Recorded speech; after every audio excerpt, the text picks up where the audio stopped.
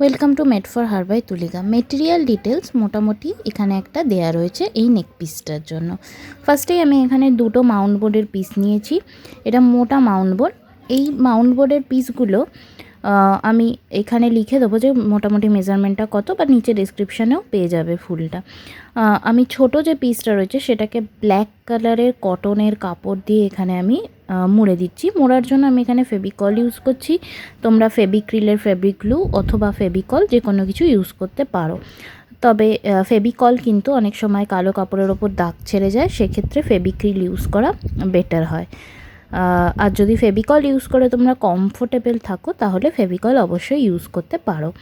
আমি ভালো করে এটাকে ফোল্ড করে দিচ্ছি। এক্সট্রা যা কাপড় থাকবে সব কিন্তু কেটে নিতে হবে, কারণ এক্সট্রাটা যত থাকবে তত জিনিসটা নিট অ্যান্ড ক্লিন হবে না। এরপর বড় পিসটা আমি গামছার কাপড় দিয়ে মুড়ে নিচ্ছি। এটা 6 সেন্টিমিটার বাই 8 সেন্টিমিটারের একটা পিস।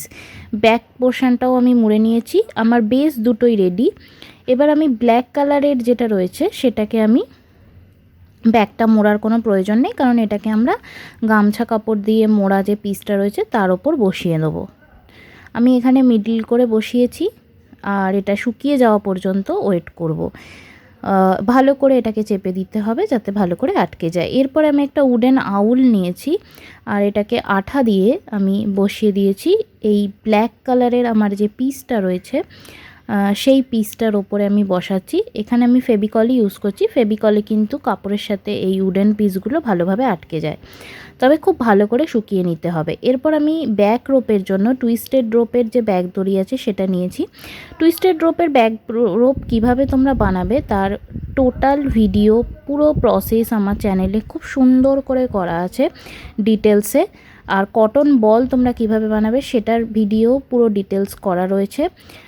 আমি নিচে ডেসক্রিপশানে আর ওপরে আই বাটনে লিংক দিয়ে দেবো, তোমরা সেখান থেকে চেক করে নিতে পারো। এরপরে আমার যে ব্যাক রোপটা রয়েছে তার মধ্যে আমি এখানে কটন বল ভরে নিয়েছি।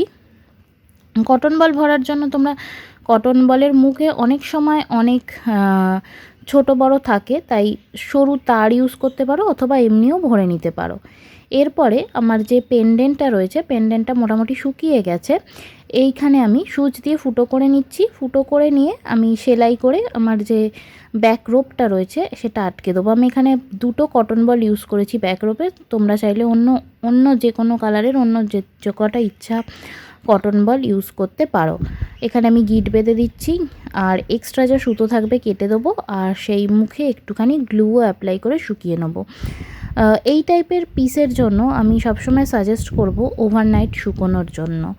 আমার নেক পিস যেটা রয়েছে সেটা পরার জন্য একদম রেডি হয়ে গেছে। সামনেই পয়লা বৈশাখ আছে, তোমরা তোমাদের আউটফিটসের সাথে পেয়ার আপ করে এরকম টাইপের নেক পিস পরতে পারো। খুব সোভার অ্যান্ড ক্লাসিক কিন্তু দেখতে লাগবে।